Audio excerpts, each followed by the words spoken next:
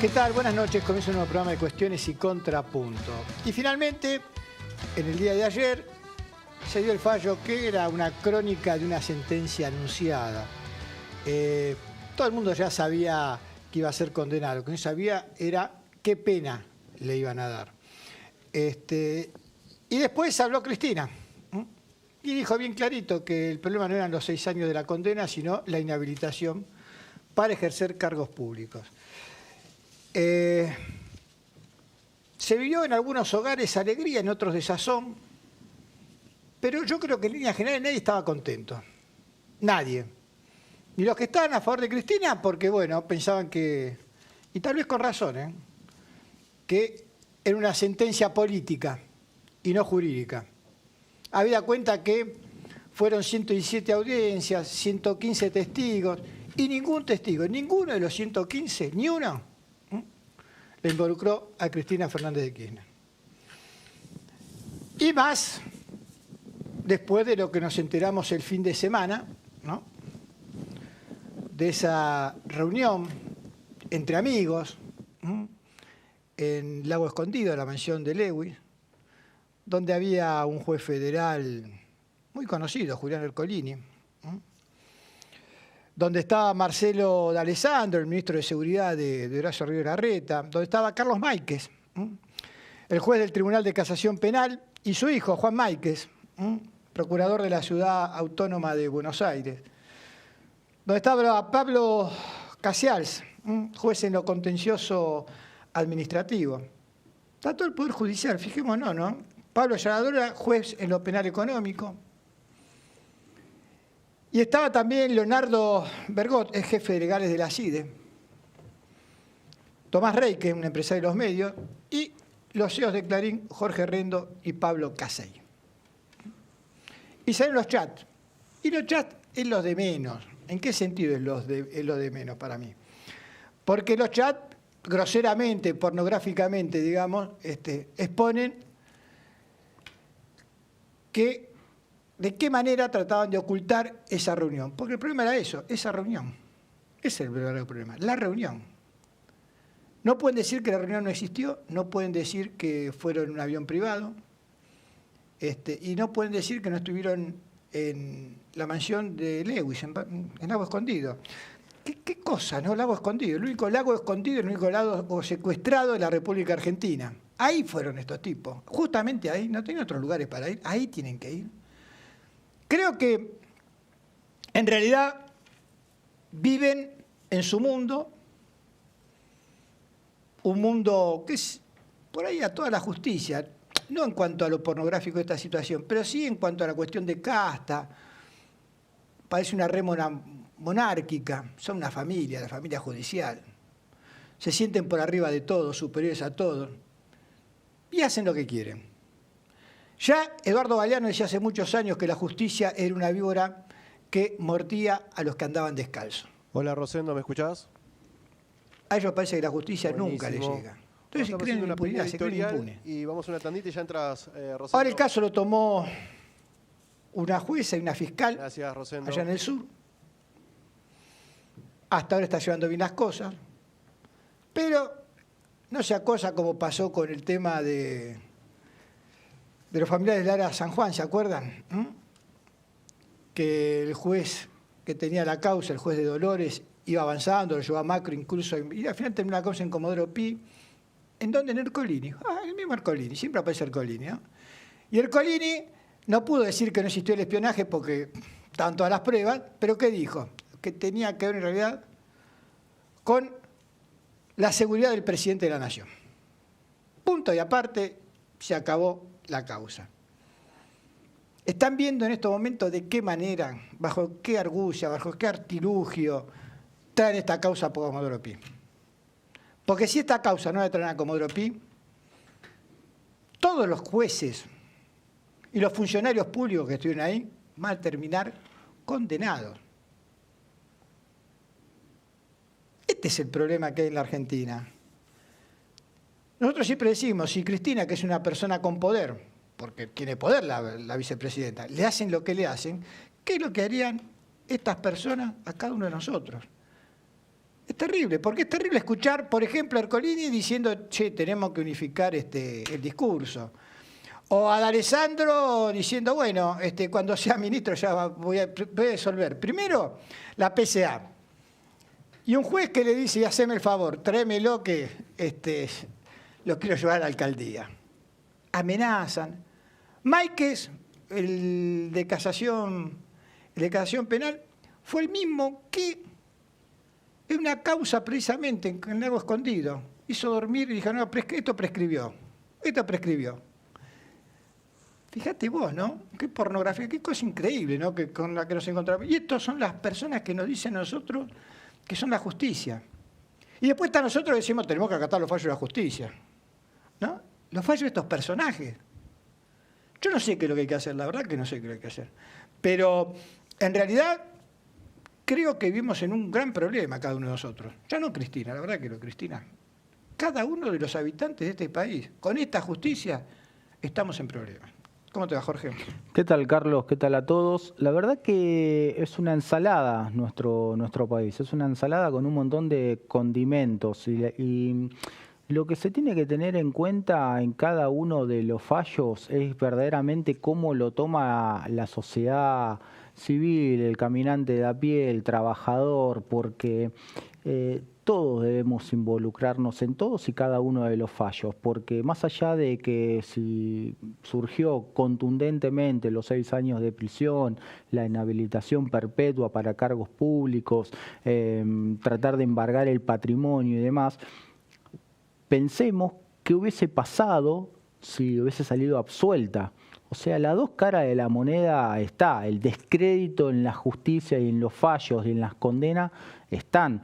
¿Pero por qué? Porque la política hizo mucho para que la política, la justicia, el legislativo, todos hicieron mucho para que descreamos un poco tanto, ¿no? Un poco bastante de los fallos judiciales. Esta grieta que tiene nombre, apellido, que tiene padres, que tiene tíos, que cada uno de los actores políticos incluso la zanjaron cada vez más, no tiene punto de retorno. No tiene punto de retorno. Hoy el no tener retorno dentro de una coalición política donde hay que ver y leer quién es más bélico, quién dice las cosas más contundentes, más picantes, hace que no haya vuelta atrás en las decisiones y en las acciones.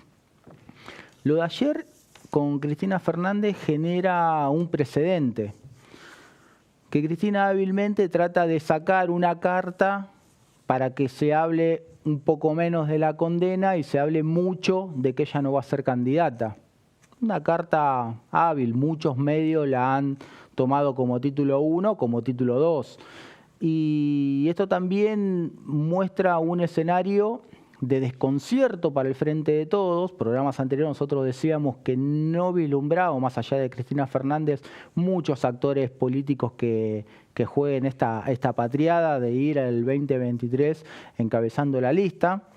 Se achica muchísimo más el margen. Y también el Frente de Todos se tiene que empezar a debatir si con Cristina no alcanzaba, ¿qué pasa sin Cristina? Ese es un punto. Y por el otro lado, Juntos por el Cambio, más allá de la condena, más allá del fallo, siguen con una vehemencia que se puede leer incluso en los tuits, tanto de Patricia Bullrich, de muchísimos funcionarios, que cada uno está obligado o no a poner lo que quiera, lo que desee, lo que le plazca. Pero más allá de la sentencia, tienen todavía una profunda crítica, haciendo hashtag sobre corrupta, chorra, que devuelva, y si ya la sentencia, digamos, ya estaba plasmada. Seguir alimentando ese odio, ese fanatismo, no hace bien, no por Cristina, no por Juntos por el Cambio, sino por la sociedad civil y por la sociedad también de muchos que hacen política en sus barrios, en sus territorios, en sus localidades, en sus distritos, que no avalan algunos dichos de sus máximos dirigentes. Entonces lo que estoy viendo es que no hay retorno, y esto me apena mucho pensarlo, incluso más decirlo, porque la dirigencia política nos está llevando a un camino en el cual no sabemos cuál va a ser el final. Y eso es lamentable para una sociedad donde siempre se dijo la democracia, digamos, es joven. Bueno, ya no es tan joven, ya tiene 40 años. Es un adulto joven la democracia. Bueno, ¿cómo la seguimos alimentando? ¿Cómo le seguimos dando forma? ¿Cómo la seguimos cobijando para no dañarla? Llegamos a un punto de alto daño en el cual yo no veo que en los próximos años, en las próximas décadas, una solución un poco más pasible. ¿Sabes lo que pasa, Jorge? Que, como dijo Cristina ayer en un momento, esto es una mafia. Y la democracia hoy está rehén de esta mafia. Esto es así, porque cuando vos lees los chats, por ejemplo, y ves que Pablo Casay, juez en lo contencioso administrativo, dice, el avión lo pagamos nosotros, porque no podemos decir que nos regalaron el vuelo. Y la foto que sacamos no se la mostremos a nadie salvo a la familia. Este es el mismo juez que, como una cautelar no se le niega a nadie, mandaba cautelares para ver de qué forma se evitaban las restricciones a las importaciones. Pero incluso hasta llegó a coches importados de alta gama. O sea, es el mismo juez, son los mismos tipos esto. La verdad que es terrible, es terrible. ¿Cómo te va, Flavia? Vos estudiaste abogacía y sí, no te sé recibiste. para qué.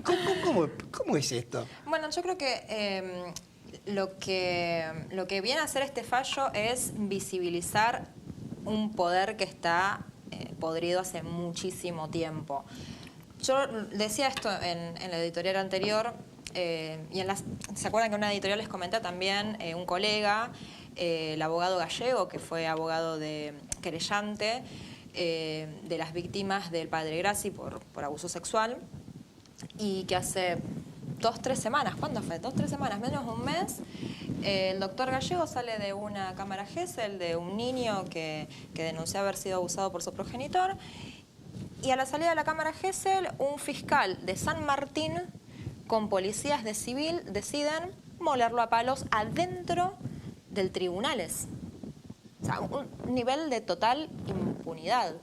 Entonces me parece que esto lo que hace es visibilizar algo que ya viene hace mucho tiempo. Todos conocemos, tenemos amigues, familiares, alguien o nosotros mismos que hemos intentado acudir a la justicia buscando auxilio y que no hemos recibido una respuesta acorde. Entonces vemos jueces y fiscales jugando a la pelota en la casa del expresidente, vemos ministros, personas de inteligencia, personas responsables del poder mediático de nuestro país, en lado escondido con John Lewis, Macri, digo, es como... Y encima se visibilizan estos chats el domingo, donde impunemente hablan de cómo realizar delitos para encubrir esa reunión. Entonces esto a mí lo que más me preocupa, más incluso que la condena y más que incluso que el intento de proscribir a la vicepresidenta, lo que más me preocupa es lo que nos deja de cara a futuro, porque hay que recordar también que cuando los jueces dictan fallos, lo que se hacen es también dictar una verdad, ¿sí? Porque la justicia lo que hace es construir la verdad material de los hechos. Entonces, cuando vemos esta corrupción dentro del Poder Judicial y vemos este fallo, la verdad es que queda esta sensación de, bueno, pero entonces, ¿qué es la verdad? ¿Qué es la justicia? No existe. Entonces, a mí me da la sensación no la sensación, sino la certeza de la baja calidad institucional que estamos viviendo en nuestro país, con un Congreso que veíamos también la semana pasada el escándalo con un diputado haciéndole gestos obscenos a la presidenta de la Cámara de Diputados, que no la dejaban hablar, que interrumpieron la sesión. Vemos esta condena de esta semana. Vemos también un presidente que no está fuerte, porque el presidente sale el lunes, a hablar por cadena nacional por estos chats que se develaron el domingo y no sabemos todavía cuál va a ser la acción que va a tomar el Poder Ejecutivo frente a estas cuestiones. Entonces tenemos los tres poderes del Estado en una ensalada en donde a mí la sensación que me genera es de estar en los 90, principio de los 2000, con una baja calidad institucional, que esto lo podemos detectar de cualquier ideología que se tenga. Y algo que siempre se le reconoció incluso a Cristina Fernández de Kirchner cuando deja su mandato en el 2015, es precisamente la alta calidad institucional que se había dejado en su gestión. Yo soy un poco más optimista que Jorge, igual. Creo que si se salió de los 90 y del 2001 particularmente, yo sigo confiando en el pueblo, pero no voy a seguir confiando en los poderes del Estado tal y como está la situación, pero sí en nuestra ciudadanía, que tiene que empezar también a ver esto y a reclamar también que las cosas sean diferentes. Bueno, estamos viendo un momento de quiebre, creo yo, y hay que estar muy atentos porque, no sé, viste, está demasiado calmo para mi gusto. Y cuando las cosas están demasiado calmas es porque por abajo, ¿no es cierto?, viene ebullición. Nos vamos a un corte y al regreso continuamos con más cuestiones y contrapuntos.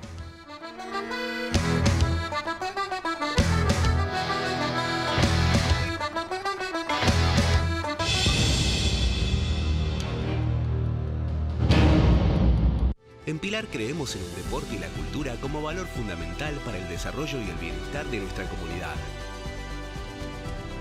Ya son 5 los clubes municipales en los que todos los pilarenses disfrutan y aprenden compartiendo experiencias.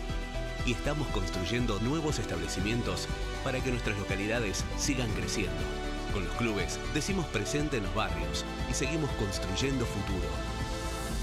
Pilar presente con futuro. ¿Qué es lo que hace a este lugar distinto?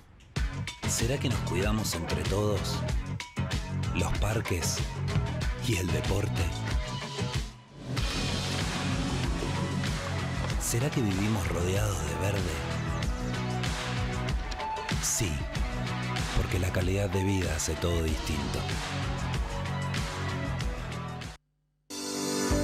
Plan integral de asfalto en Merlo. Más de 200 nuevas cuadras asfaltadas en el distrito. Gobierno del Pueblo de Merlo. Intendencia Menéndez. Morón en obras. Seguimos mejorando los espacios públicos en todo el distrito. Está en marcha el arreglo y la renovación integral de Balbín, Juan Manuel de Rosas, Larralde, Los Incas, Pompeya, Agüero, Arenales, Curuchet, Ortuza, Pasadores, Massa, La Carra, Ortiguera, Remedios de Escalada, Lavallol. Con estas y muchas otras intervenciones mejoramos la circulación y la seguridad. Municipio de Morón. Corazón del Oeste.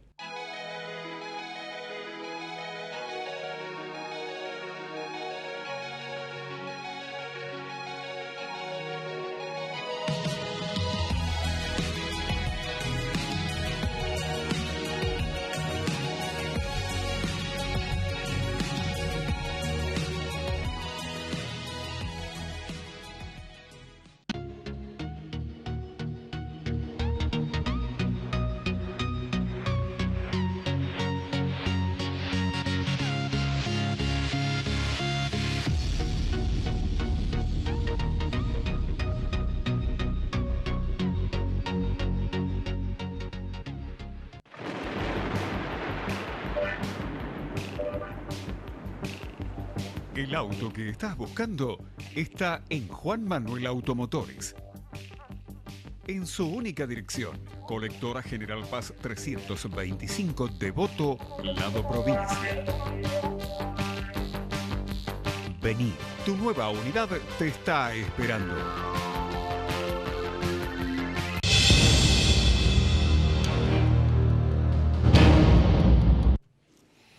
Y continuamos aquí en Cuestiones y Contrapuntos y estamos ahora vía Zoom con Rosendo Fraga, un analista político y que queremos saber cuál es su mirada sobre esta realidad. Hola Rosendo, ¿cómo te va? Gracias por estar ahí.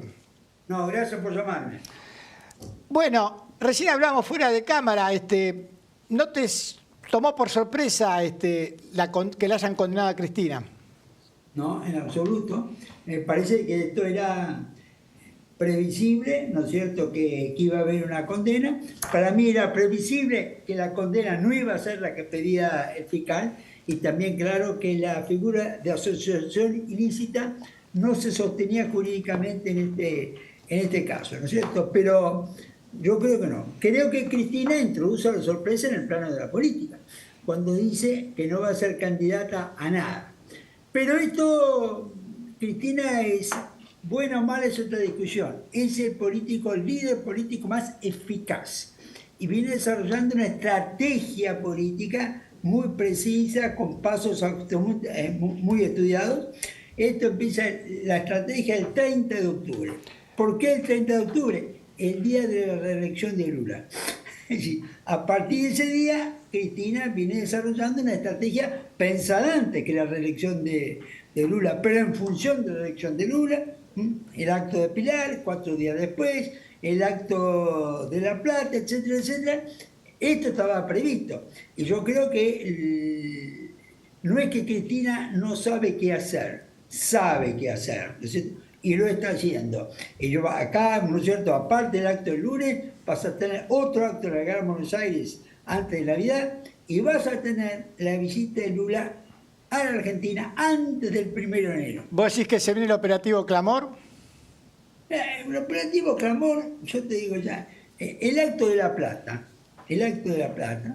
donde había figuras muy cercanas al presidente, Tolosa Paz, Pérsico, ya te está mostrando el clima. Ahora, ¿qué es lo que pasa, no es cierto? Yo creo que ahora lo que viene es un refuerzo de todo eso. La vamos a ver a Cristina el lunes, ¿no es cierto? Es muy claro, ella juega una estrategia regional, ¿no es cierto? Ya en las 24 horas siguientes, López Obrador, Lula, Maduro tuvieron declaraciones muy claras a favor de Cristina, ¿no es cierto? Entonces, cuidado, esta es una estrategia en marcha. La CGT ha sido muy contundente con todos sus sectores.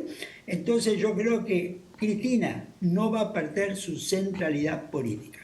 Bien, Rosendo, en esta línea que vos nos estás comentando, bueno, este encuentro con el Grupo Puebla, latinoamericanos, todos los referentes de la región, va a ser altamente importante. En este sentido era un poco también lo que manifestaban las bases políticas, diciendo, bueno, la condenaron, las horas siguientes a la condena, al día posterior, fueron muy duros para los seguidores de Cristina Fernández, que pedían un poco de acción a sus dirigentes. ¿Qué vamos a hacer? ¿Dónde vamos a ir? ¿Dónde nos movilizamos? Esto es un atropello. Todos se querían mostrar. Estas son las jugadas para que el pueblo que sigue a Cristina se movilice.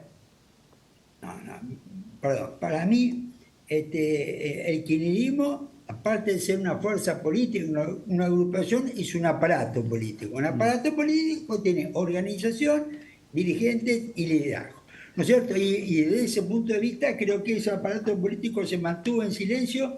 Las primeras son no porque no supiera qué hacer, es porque había una decisión de esperar no hacerlo ese día, por diversas causas, o a lo mejor causas algunas que yo no conozco, pero esto está claro. Es decir, yo creo que hay poco de improvisación en los movimientos políticos de Cristina. El 30 de octubre, ¿por qué se inicia con la reelección de Lula?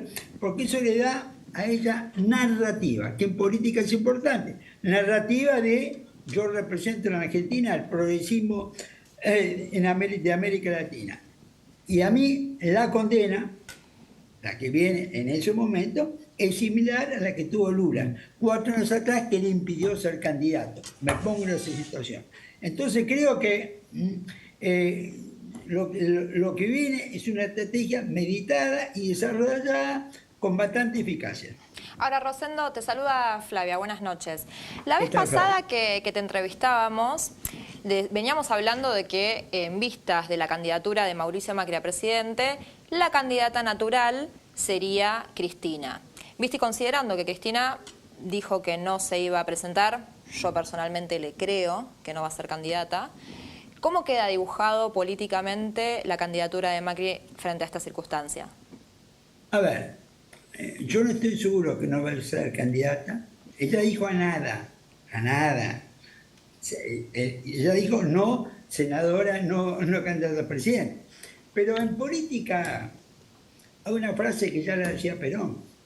Cuando usted quiera hacer reunión política, haga que se lo pida, rechácelo. Haga que insista, siga rechazando. Y al final acepte, haciéndole un favor a quien se lo pide. ¿Qué quiero decir? No es una situación política tan fuera de lo común lo que estamos viendo. Que un líder político busque revalidarse provocando no es extraño lo que está pasando. Creo que Cristina, lo probable es que sea candidata a Sonora en la provincia de Buenos Aires, a mi opinión. Creo que eso es posible, a lo mejor, pero lo veremos. Macri. Yo creo que Macri quiere ser presidente, es lógico para cualquiera que haya ocupado el cargo, en aspiración de volver, pero claro, el punto es, yo creo que el argumento o las críticas en el partido a Macri, en Juntos por el Cambio, es el alto nivel de rechazo. Claro, el alto nivel de rechazo que lo tiene también Cristina, bueno, ese es el punto. Pero, ¿no es cierto? Vamos a ver. Faltan 11 meses para la elección, faltan 6 meses, un poco más, 7 meses, 8 meses para las PASO. Muchas cosas pueden pasar. Rosendo, vos sos un estudioso de la historia argentina. Cuando recién hablabas y decías rechazar, me acordaba de Juan Manuel de Rosas, que ante cada investidura rechazaba, pero infinidad de veces, no una vez, y cada vez tenía más poder. Ahora, en la historia argentina, ¿hubo otros momentos donde la justicia estuvo tan vista hoy entre sospechas, más allá del kirchnerismo, más allá de la grieta, más allá, digamos, es para el pueblo argentino hoy es la justicia, es el elemento que, digamos, uno menos cree todavía? A ver, yo te diría que en el 47, Perón provocó el cambio de la Suprema Corte. Forzó la renuncia de 4 y pasó a tener una corte nueva alineada con él. Golpe 55, saca toda la corte anterior y pone una nueva alineada con él. Frondizi lleva de 5 a 7 para poder tener mayoría. El 66, golpe militar, saca toda la corte. 73, Cámpora, saca toda la corte, la cambia. 76, golpe militar, cambia toda la corte. 83, viene Alfonsín, la cambia. Después tenemos el aumento de 5 a 9 al comienzo de Menem. Después el Pacto Olivo hace renunciar a 4 para nombrar 5 de Menem, 4 de Alfonsín. Y después Kirchner produce también, achica 9 a 5 y produce los cambios. Mirá, cuando vos analizás la historia respecto a la justicia, los cambios en la Corte que ha tenido la Argentina, no hay otro país en el mundo que te muestre esa inestabilidad en la Corte. Y cada uno te va a decir que en su caso se justificaba hacerlo. Pero miremos el proceso de conjunto. O sea, el proceso de conjunto nos muestra. Y ese es un punto clave. Ese es un punto clave. La idea que sin justicia propia no se puede gobernar, no se puede, es una idea que está muy contagiada en la política. Y es fundamental que eso cambie. Por lo que me estás diciendo, el único fue Alberto Fernández, que no hizo nada en la justicia, y así le va también, ¿no? No, pará, te lo digo. Los dos que no hicieron nada, Iría y De la Rúa. Los dos que no hicieron nada, que tomaron la corte, Iría y De la Rúa. Vos me dirás, pero me parece que esos presidentes quedaron con una imagen de debilidad en la política. Y sí, yo te tengo que decir que fue así. Pero eso, ¿qué es lo que pasa? Ha generado esa cultura que sin corte propia no puedo gobernar. Ese es el punto. Y es un tema, creo que eso es una de las claves de la crisis que estamos viviendo. Rosendo, siguiendo con esta línea de análisis político, ¿qué nos podés contar de tu perspectiva al otro día de la condena, el viaje de parte del Poder Judicial, medios a Lago Escondido? ¿Qué análisis y reflexión haces al respecto? Bueno, mirá, es un hecho criticable, pero formó parte muy precisa de la estrategia de Cristina. Esa información era pública 3 semanas antes. Y el presidente, ¿no es cierto?, hace una cadena. Yo creo que por lo menos la información es que la hace bajo pedido, indicación o presión de la vicepresidenta, y además esto produce la renuncia del jefe de asesores del presidente por estar vinculado a ese hecho. Ahora, aparece el 5, aparece el día antes, como un hecho político. Y por eso te digo, yo creo que acá hay un hilo, para mí, de análisis que pasa por ese punto. ¿Quién tiene la iniciativa? Para mí la tiene Cristina. Bueno, evidentemente, como vos decís, tiene la centralidad.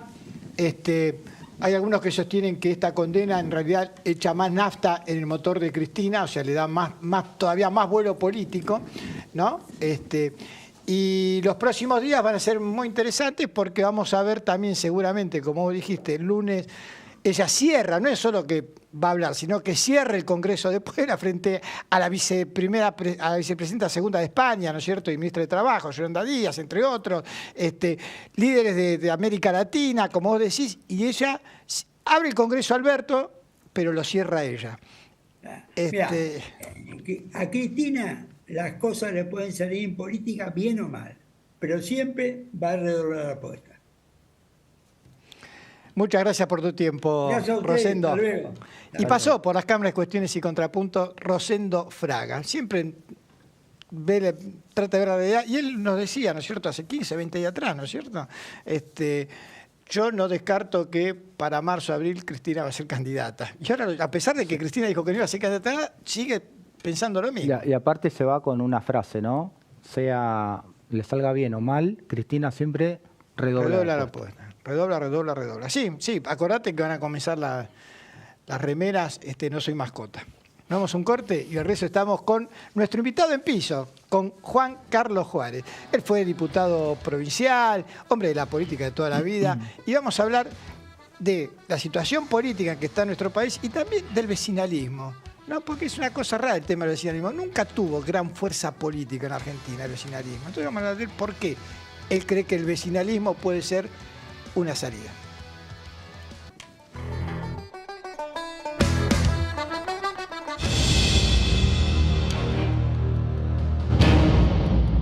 En Pilar creemos en el deporte y la cultura como valor fundamental para el desarrollo y el bienestar de nuestra comunidad.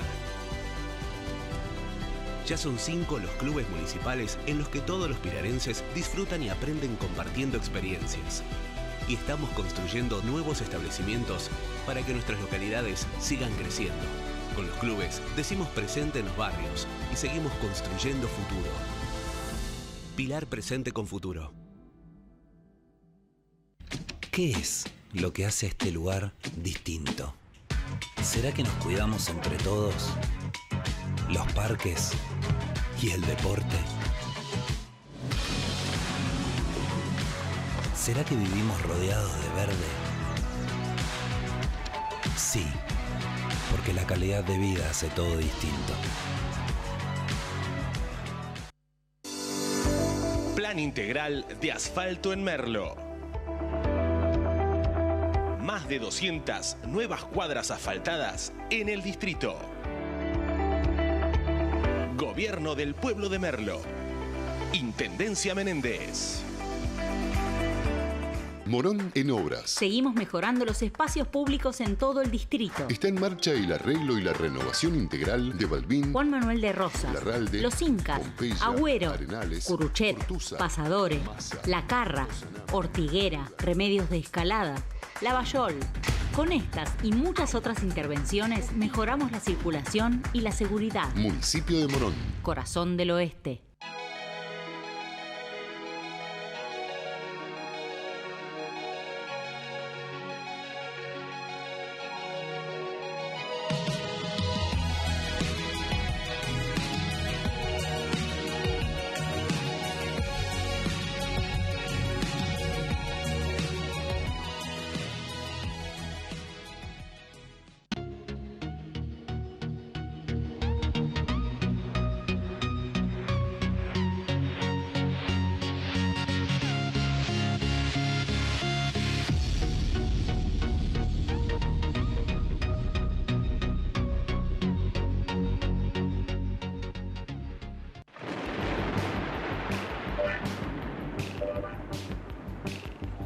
El auto que estás buscando está en Juan Manuel Automotores. En su única dirección, Colectora General Paz 325, Devoto, Lado Provincia.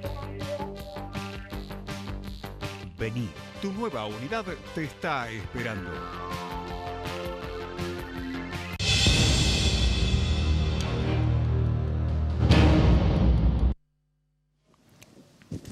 Y continuamos aquí en Cuestiones y Contrapuntos y estamos con la presencia de Juan Carlos Juárez. Él es un amigo de la casa, hombre de la política de toda la vida. Y primero, gracias por estar acá. No, gracias a vos. Creo que tuvimos por vía Zoom una de las últimas. Claro, en pandemia. En pandemia. En pandemia, sí, tenés razón. No estaba por acá. Pero hace años que venís acá por el programa, de cuando eras diputado provincial. Sí, siempre, bueno, había uno desde hace mucho tiempo, estábamos hablando fuera de cámara, cuántos años ya, ¿no? Sí, añares. Juan Carlos, ¿cómo estás viendo políticamente esta realidad de la Argentina? Con preocupación y también, cuando uno habla de la situación de la Argentina hay que pensar en los jóvenes. Porque son el sector que espera y quiere incorporarse a la vida de la Argentina y ve que no tiene chances, por distintos motivos. Hay problemas estructurales en la Argentina. Cuando yo escucho hablar a algunos de la República, la República no es uno u otro dirigente, sea mujer u hombre o frente político. La República la constituye la sociedad en su conjunto. Y hoy veo que en esta república, digamos, tenés un poder ejecutivo nacional que está desarticulado porque hay problemas ahí hacia el interior, la justicia está sospechada y la verdad que el ámbito del Congreso no representa las necesidades de la sociedad. Voy a tirar un solo dato. Está durmiendo el sueño de lo justo una ley de moratoria para que beneficiaría a cerca de 900.000 personas para que se puedan jubilar. Personas que han trabajado en distintas actividades y han aportado, algunos más, otros menos, pero que siempre trabajaron. Porque también tenés que desmitificar ese discurso que dice, le van a dar jubilación a gente que no trabajó. No, señora, señor. Hay personas que han trabajado y como el Estado no controla, no le hicieron los aportes. Y es un problema estructural.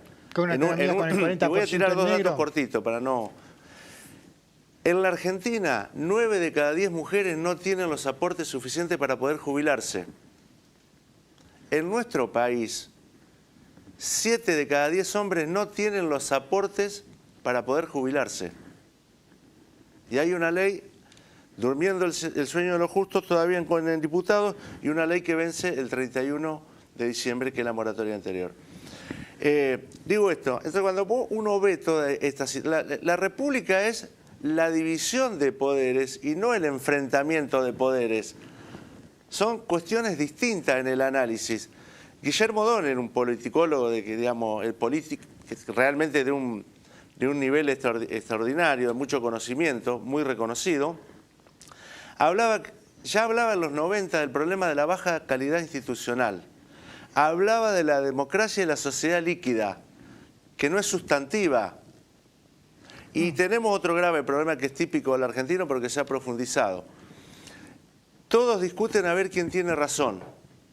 Nadie exhibe argumentos. Entonces, está todo cuestionado, ¿no? Y te aparecen, eso hace que aparezcan fenómenos políticos marginales. Entonces, me parece que hay una responsabilidad muy grande de una dirigencia que tendría que tener la cabeza más tranquila y ver cómo salimos de esta inflación, cómo ingresamos a un modelo de desarrollo, porque con el crecimiento está visto que no alcanza. Tiene que ser un modelo de desarrollo. Y la Argentina tiene que pensar también que cuando hablamos de las decisiones políticas no judiciables, hay que pensar en tener un tribunal constitucional, que no es lo mismo una corte de justicia, que se aboca exclusivamente al derecho.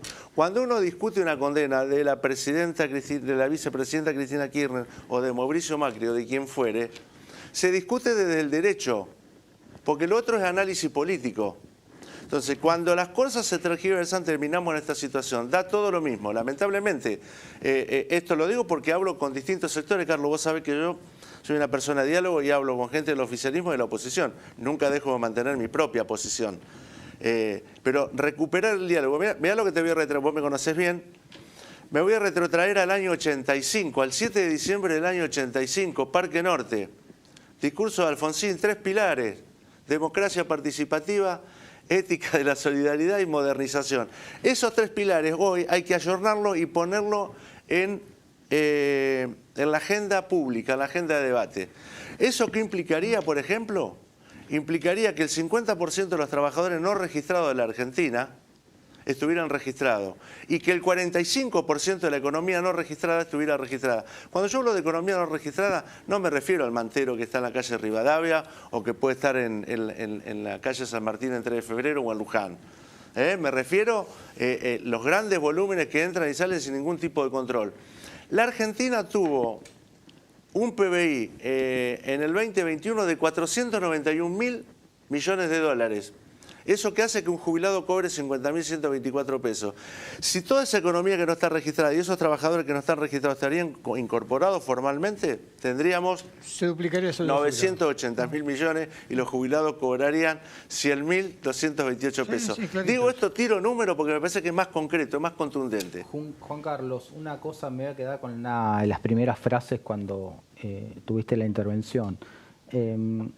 Vos decís que la política hoy no está brindando buenos mensajes, más que nada para los jóvenes. Los jóvenes rápidamente detectan esto que vos decís. Sí, sí. Es por eso que a este concepto se visualizan nuevos dirigentes, como en el caso de Milei, y los adolescentes, los jóvenes, pongan esperanzas y fichas en un emergente cobijando sus esperanzas, sabiendo que las 2 grandes coaliciones no están representándolos. Es necesario tener algo que pueda contener a las nuevas generaciones que no se sienten representadas, inclusive por mí, vamos a hacer, porque siempre esto de hacer la otra política me parece también de una berretada, digo. Entonces creo que hay que asumir que se han cometido errores. Muchas de las cosas que suceden es porque la dirigencia política en los últimos 20 años no estuvo a la altura de las circunstancias. La Argentina, en esta etapa democrática, que es la más larga de nuestra historia, tuvo 2 momentos donde, en una época me tocó, siendo joven, abrazamos a la política con mucho cariño y amor, que fue en la primavera democrática con Alfonsín. La otra fue en el 2003 con Néstor Kirchner. No milité ahí, no estoy ahí, no tengo nada que ver, pero no puedo dejar de ver con objetividad. Si vos no mirás las cosas claramente y no las definís claramente, bueno, o sos un mequino, o sos obtuso, o no sos capaz para hacer lo que tenés que hacer. Y bueno, fueron las 2 grandes incorporaciones de jóvenes a la política. Exacto, pero está clarísimo eso. Hablo de jóvenes militantes, no de jóvenes gerentes. De esto también quiero ser claro. Ahora, a mí me da la sensación también de que se está generando un caldo de cultivo en donde hay cierta parte de la política que considera cuanto peor mejor. Bueno, eso es un mal que comenzó en los 90. Y lo encabezó el domingo Felipe Cavallo, ¿no? De que creía que cuanto estuviera peor era mejor para el que llegara. No, cuando peor estás, lo pagan los sectores de ingresos fijos que no pueden soportar el régimen inflacionario, que son los trabajadores y los jubilados. Y las pymes, que no tienen capacidad. Entonces, esa es otra perversidad de la política. Y después lo otro, hay que decirlo con todas las letras. Necesitamos una sociedad y una clase dirigente culta.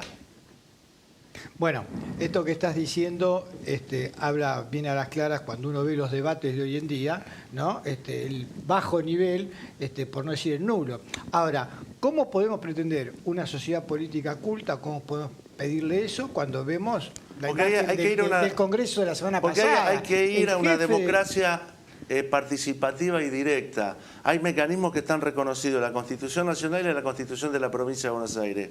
Nadie habla de una consulta popular, nadie habla de una iniciativa popular, nadie habla de una asamblea vinculante, no las asambleas que se hacen cuando van a aumentar el servicio de la luz, el servicio telefónico, que son asambleas que no son vinculantes y no sirven para nada. Lo ha dicho muy bien Guido Lorenzino en representación de la Defensoría del Pueblo, cuando él dice, todo esto que decimos acá, simplemente lo decimos, pero no tiene correlato con la toma de decisiones. Claro. Entonces, hace falta, nosotros que estamos en la construcción del vecinalismo, con dirigentes de Mar del Plata, de La Plata, de San Nicolás, de Olavarría, de Avellaneda, de Merlo, de Luján, de muchos distritos, más de 40 distritos en la provincia de Buenos Aires, decimos la autonomía municipal, porque vos mejorás la calidad si vos separás el debate político y electoral de una elección, por lo menos de la elección local con la nacional. Ahora, hablando de la autonomía municipal, ¿no es cierto? Y de tu rol ahí, ¿qué te llevó al tema del vecinalismo? Porque vos siempre participaste en partidos políticos, sí, digamos, grande, nacional. Fui constructor de un partido nacional como el GEN, vos lo sabés muy bien, claro. Recorrí de la Quiaca a Ushuaia y de la cordillera al Atlántico para construir un partido. ¿Sabés qué pasa? Al final del día vos te encontrás con una dirigencia que pretenden ser la centralidad democrática. Vamos a hacerle un buen romance. Las decisiones democráticas si las tomo yo. ¿Me entendés? Y además, porque yo creo, y se lo he dicho, yo no creo que la política, que un proyecto de la política sea la denuncia, por ejemplo. La política tiene que ser mucho más sustantiva que eso. Entonces, por eso armamos el vecinalismo en Luján. Acá me acompaña Cristian Alberti, que es un joven que realmente tiene mucho futuro, porque también hay que aprender en la política a trabajar para otros o para otras. Es central eso. Entonces, también en el vecinalismo tratamos de trabajar en estas cuestiones. Yo creo que es fundamental. El vecinalismo le da un toque distinto y está más compenetrado con el ciudadano de a pie. Cuando se hablaba de la justicia, cuando uno habla de la justicia, de una justicia que puede estar politizada por un lado o para el otro, no nos confundamos, los que tienen poder no están en peligro. Los que están en peligro son el que tiene que hacer un juicio laboral, el que tiene un juicio civil, el que tiene un juicio comercial, el que va a defensa del medio ambiente. Bueno, ya que estás hablando de eso, nos llegó un mensaje que lo quiero leer de Jimena de Colegiales, que dice que hace años vengo reclamando la cuota alimentaria de mi hijo y no pasa nada. Hay que movilizarse a tribunales. Claro, bueno, ahí tenés, el ciudadano de a pie. Al trabajador que le falla, el jubilado que hace un juicio en seguridad social y que años tarda en resolverle la situación.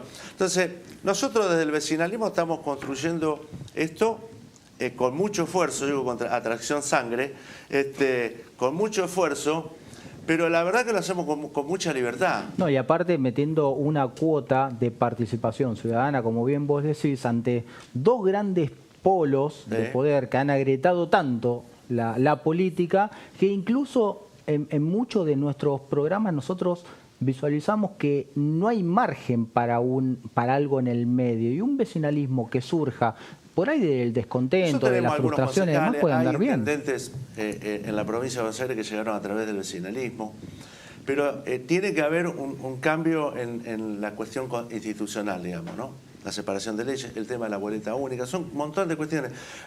Para decirlo, los vecinalismos no recibimos un solo centavo en carácter absolutamente de nada para una elección. Nosotros no nos pagan la boleta, la tenemos que pagar nosotros.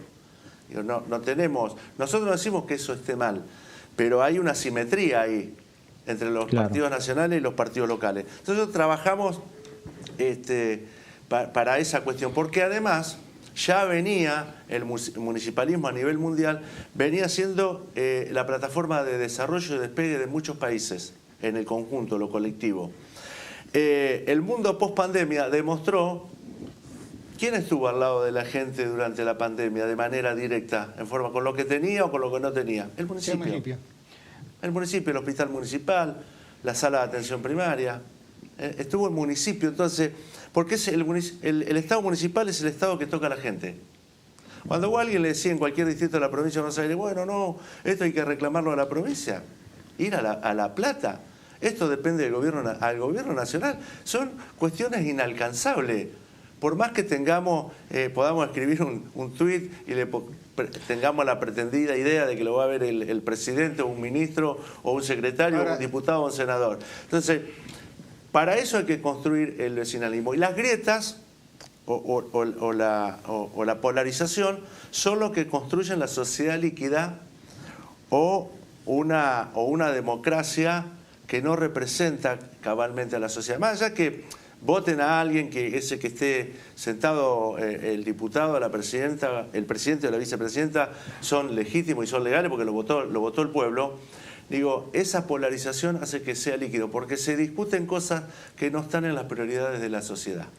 Ahora, Juan Carlos, es evidente que todo apunta a centralizar el poder y por ende va en contra de los vecinalismos. Sí. Y también incluso de lo económico, porque hay una cosa que es real.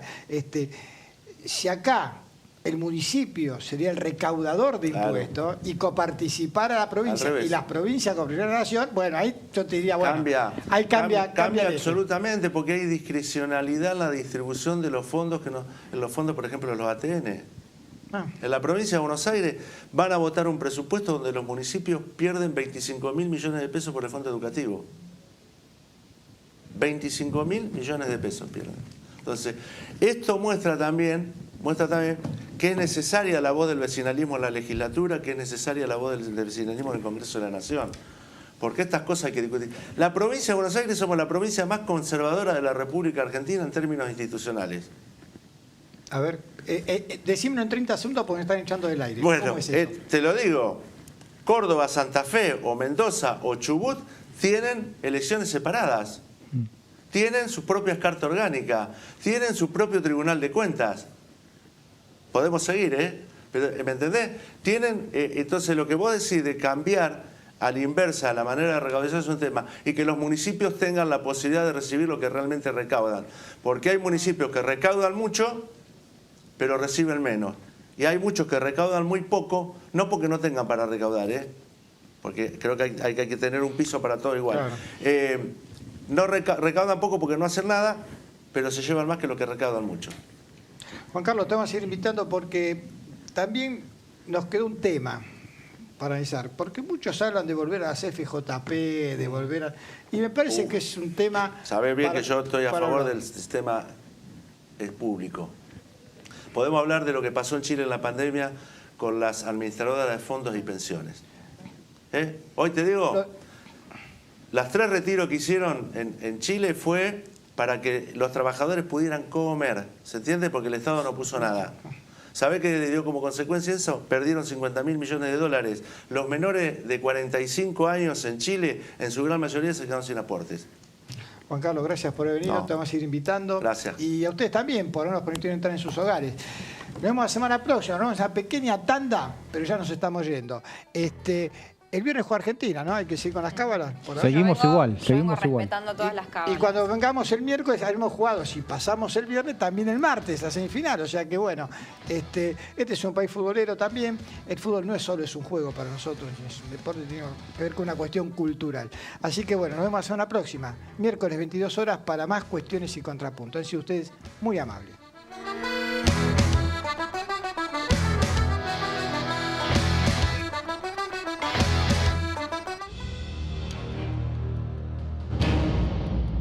En Pilar creemos en el deporte y la cultura como valor fundamental para el desarrollo y el bienestar de nuestra comunidad.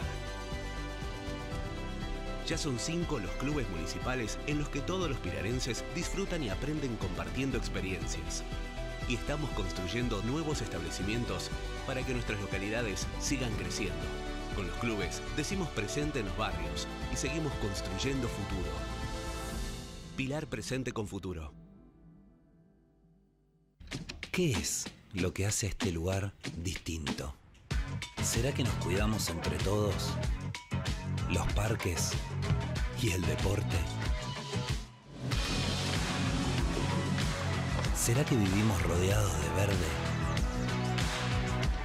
Sí, porque la calidad de vida hace todo distinto. Plan integral de asfalto en Merlo.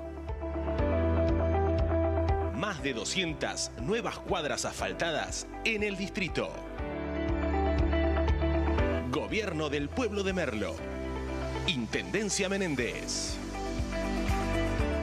Morón en obras. Seguimos mejorando los espacios públicos en todo el distrito. Está en marcha el arreglo y la renovación integral de Balbín, Juan Manuel de Rosas, Larralde, Los Incas, Pompeya, Agüero, Arenales, Curuchet, Ortuza, Pasadores, Massa, La Carra, Ortiguera, Remedios de Escalada, Lavallol.